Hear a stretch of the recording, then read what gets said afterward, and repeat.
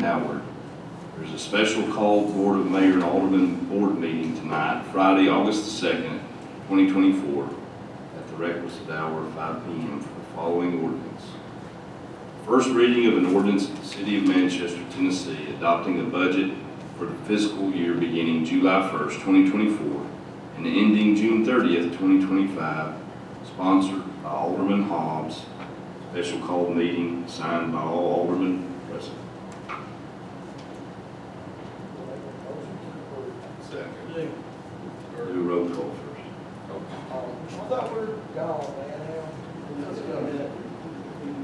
Here. Alderman French. Here. Alderman Anderson. Here. Alderman Bellamy. Here. Alderman Hobbs. Here. Vice Mayor Messick. Here. Alderman Parsley. Any citizens' comments at this time? If not, we're going to ordinance. Okay. Yeah. You want to go? Sure. All right. Okay, so we're talking about the budget in general. Is that what we're discussing now? Okay, I'm Renee Holt on the Mercantile right over here on the corner. And, you know, this is kind of crazy because tonight's my busiest night of the month. So, but I don't prepare well. I just speak my mind. So most of y'all know me, know that. And I do not really feel like I don't live in the city. I live in the county, but I do have a business in the city. I've had this business for over 10 years. So what I want to say, and I know I've told most of you guys this already individually, is about the conference center. I love the conference center, love the conference center. I think it's a great thing for Manchester. I feel the conference center needs to be self-sustainable. Personally, if my business wasn't self-sustainable, it would have done closed a long time ago. I do not make any money at the restaurant, zero. Every day I'm open, it's either break even or lose money. I make my money catering. That's how I offset and be able to keep the cafe open. I never opened the cafe for my personal gain. I've never taken a paycheck. I put every dime back into my business. And it's been a hard year, I'm just telling you. It's been the hardest year I've had in 10 years. My food cost is currently at 50%. So it's not fun and it's not easy. However, again, I think the conference center is great. I personally do not feel the city of Manchester needs to be in the business of private catering off-site for the conference center. Not only does it take business away from me, it takes business away from other restaurants that cater. There's a lot of restaurants that cater in town, but it does take business away from us. And you know, to me, the conference center doing outside catering is no different than the conference center opening up a dress shop or a pawn shop or anything else. It's private business. That's just my opinion. Of course, I'm not sitting up there. You know, I don't know. You know, I'm just telling you the way I feel about it. I love Rebecca. I love Erica. They're great people that work there. I'm not trying to tell you guys I don't want them to have their jobs and I don't want to keep the conference center open. I think the conference center could be a good thing if it was self-sustainable. And that's really, you know, I've talked to Marilyn a while back. I said, I'm going to bring y'all my electric bill, my water bill, and my insurance, you know, because to me it's the same thing. You're paying it for somebody else that's doing the same business I'm doing. That's just my personal feelings. You know, I love Manchester. I've never been anywhere but here. I've never had a business anywhere but here. I've had people offer me buildings out of town. I've had people offer me free rent. I don't want that. I want to be here in town. I want our town to prosper and grow, and I try to be the best I can be to represent this county to every customer that comes in to my business. And I tell people, you know, go to, you know, conference center is great. They do weddings. They do all this great thing. As long as it's in the conference center, I personally think it's great. You know, I just think that some of the outside catering they've been doing is taking business away from some of us. So that's just my opinion. I don't like people to be mad at me and whatever. Because I've had people tell me, you know, I heard you hate the conference center. No, I don't hate the conference center. There's nothing in this county I hate. I mean, that's just me. So anyway, I appreciate your time. I appreciate all of y'all. Congratulations on everybody that did something good last night. So Marilyn, you've done a great job, so we're hate to see you go, but anyway, y'all have a wonderful night. Thank you. Yeah, I'm gonna just second that. I know I've lost about $14,000 to $15,000 so far this year. Take your name. Ben Lane, I own Freddy's Restaurant in town. If y'all don't know me, I'm surprised. Anyway, Ryan, I don't have a problem with the old lady, but she's costing me a lot of money when she steps out of bounds. It's like sports. When you play golf, we got the boundaries. And, you know, you have to stay within them. And I'd say that Grundy County, Pelham is out of bounds for a Coffee County funded thing. So I think they should stay on their property. You know, if they want to run a catering company, open up an LLC, get insurance, and pay bills like the rest of us. That's all I have to say. Any more comments? I talk too much. Well, since my old lady was brought into it, I am going to comment. I respect the opinions on that. But I'll also say, if you go to every conference center in the state of Tennessee, most every one of them that have full service kitchens do catering. If you go to state parks that have conference centers, they do catering. My point is that this is no different than any other conference center business model. It's not an abnormal business model.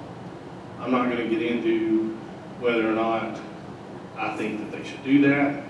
I think that's a question that you guys should probably take to the PBA. I'm guessing you haven't been to the PBA, but that's where I would direct that question. But to sit here and pretend that that's a model that is foreign to all of reality, that is a model that is followed in pretty much every other conference center that has a full service kitchen, regardless of who runs it.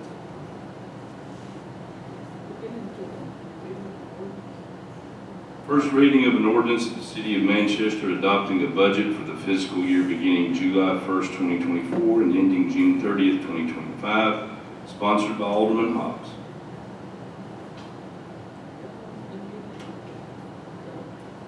The budget. I'll make that motion. Second. Okay. The motion has been made and seconded. Any comments from the board? We'll go through certain line items.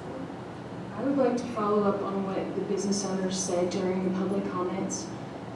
Just like I said last year, there's a TCA governing the operations of public building authorities, and that's TCA 12-10-115, Section B, number 3, and it does require that all operations of a public building authority charge sufficient revenues to cover their costs, including maintenance. So I'm concerned that we're funding something for $350,000 that's required by law to be self-sustaining, and it's also unfairly competing against our local tax-paying small businesses. The catering jobs, that's where their margin is, their profit margins, and with everything being so tight right now, labor costs are up, their supply costs are up, right? This is what puts them in the black. So I'm not going to vote for a budget that includes any appropriation for that conference center.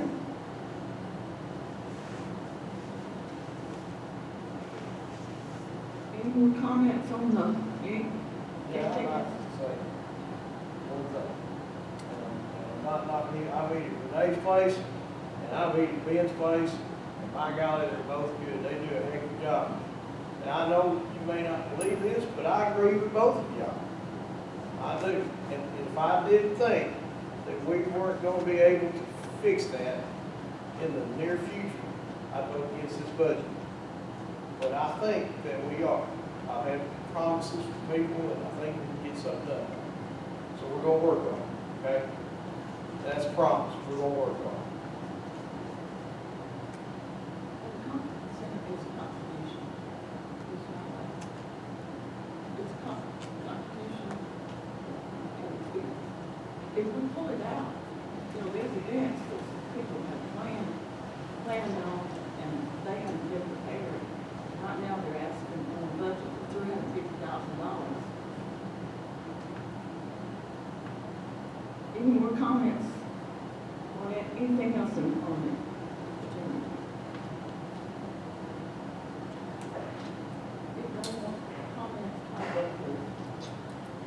record, Marilyn, I'm pretty sure I know how that's going to go, but I'll go ahead and make a motion that we amend this budget and remove that appropriation because it's in violation of law, and we're working against our citizens that elected us.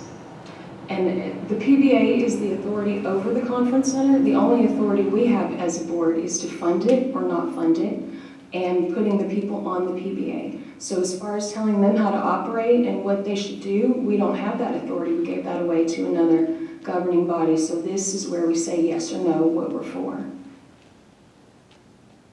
So are you making a motion? I am making a motion. I don't know if there's a second, but I'm Motion to moving. amend Yes. with removing the conference center. Yes. Do I hear a second on that? I'll make the second. Okay. It's been moved and seconded that we would pull the conference center out of the budget, the donation to the conference center at $350,000. Any comments from the board? I'll comment, since Alderman Anderson is a perfected telling half the truth. So the violation that she's citing is also Just picked up. point of order, you're not allowed to make personal remarks. So I think I am. I don't think you are sticking to You- the facts. I am, and the fact is you're misrepresenting the law. There is an audit violation that represents the violation that you're concerned. That audit violation is a result of this board not providing a funding mechanism and it being a contribution versus having a funding mechanism. So that audit violation, quote, violation of the law is the full responsibility of this board, not the PBA. So to sit here and mislead people to say that this is some kind of egregious violation that they are doing is untruthful. It is a flat-out manipulated lie, and it's been repeated over and over again. And the fact of the matter is, if you listen to the comptroller's office, if you look at the audit violation, the fact of the matter is that that violation is a result of this board not providing a funding mechanism. It's just the facts. It's just the facts. For the record, I'll say that I think you participating in this discussion is a conflict of interest because you have a direct financial interest in the operations of that center. Just for the record, we don't have to agree. Let's move, just keep on. Okay. So when the conference center, we were going to take over the conference center, I was for bringing it into the city. And I think Alderman Bellamy agreed to that. But I'm concerned that, you know, there is merit in there's commitments to events, and if there's no money appropriated, you know, at least, I know that when we had Willowbrook, we had the events, that we gave lead time so that we just didn't all of a sudden shut it down because, you know, we gave the lead time on things that were on the schedule, and I had to say, no, we shut it down, we told everybody else. So that's my concern but that's my comment. Yeah, I think that we're just all getting in a tizzy over nothing. I think the conference center needs to be open and needs to be in the city of Manchester. I think it does good for the city of Manchester.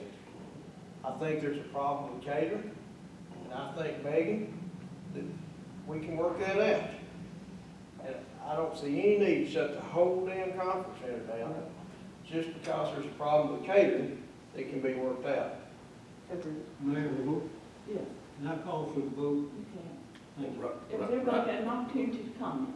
We have a motion to amend, and we have a second, so we've got to vote on the motion to amend first. Let me clarify a point about the law in regards to personal interests.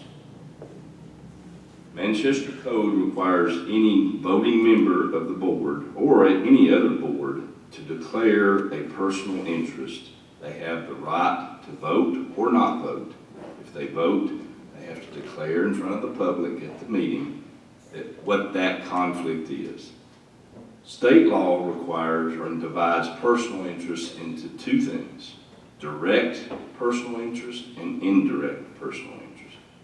State statute says that direct personal interests are those contracts that a voting member of the board may be voting on where they have a one-on-one ownership in that contract. In other words, they have to be the one benefiting.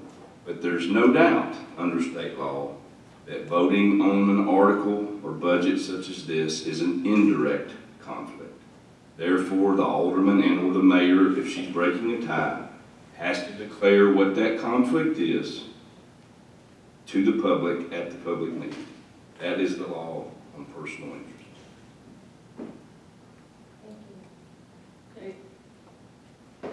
Anyone that hasn't spoken, that wants to, if not, I will make that public declaration, as I have in the past, okay, good. every time. Okay. And I'll also point out that that public declaration probably needs to be shared among some other board members. Okay. But I'm the only one. No more discussion on the amendment? Call roll, please. Alderman French. Alderman Anderson. Yes. Alderman Bellamy. No. Alderman Hobbs. No. Vice Mayor Messick. No. Alderman Parsley. Yes. Alderman French. No.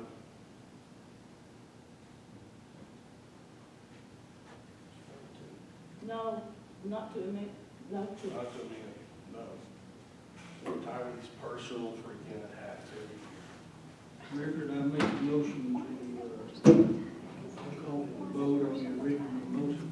Well, we have to do the amendment. I know we did, we just done that, let's go on We and do got- He's tallying the votes. He's tallying the votes. It's 4-2, Okay, now we'll go to the original budget.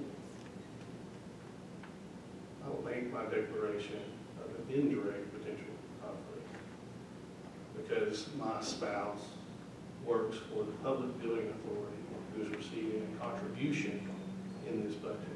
And my spouse is not a direct employee of the city of Manchester.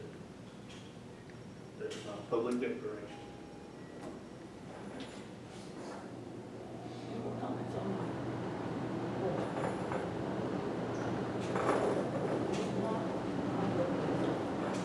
Alderman French. Alderman Anderson. No. Alderman Bellamy. Aye. Alderman Hobbs. Vice Mayor Messick. Alderman Parsley.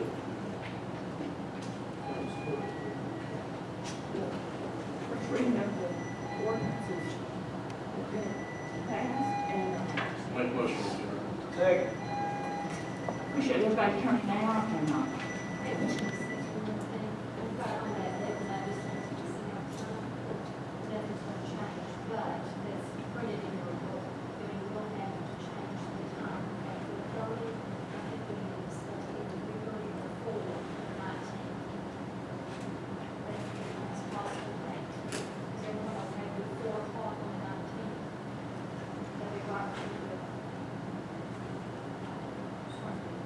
What are you doing? That is vote the second reading of this ordinance. I won't be here. The well, 19th. yes, you will. This will be in August, the 19th. I don't be off work 4 o'clock. So it's here at 4:30. 4:30 then, leave it at 4:30. You wait on me long enough for me to go home and change clothes. Well, you look good in your uniform. So leave it at 4:30. I appreciate everybody turning out and just keep it closed and thank and prayers. See that, it's always good to look out and see Rob sitting out there. And just congratulate the winners in the election and appreciate those who threw their hat in the ring to enter the race. And appreciate all those who voted. Yeah.